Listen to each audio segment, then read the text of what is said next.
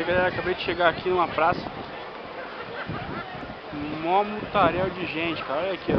Lotado, lotado. Não sei o que é. Eu vou perguntar pra alguém o que é. Eu fiquei interessado. E também tentar entender o que é. Um monte de gente.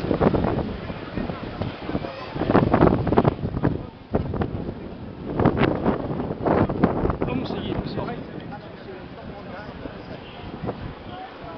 Os cabaços.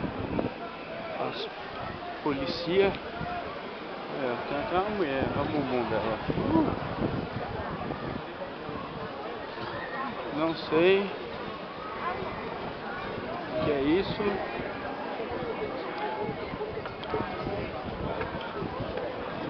Vamos seguir.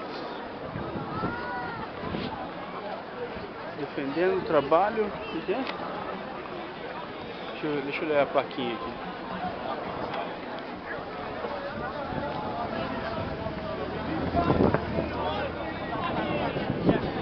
Caramba, tá comigo. Meu trabalho e serviço. Eu acho que deve ser uma manifestação sobre emprego, alguma coisa assim.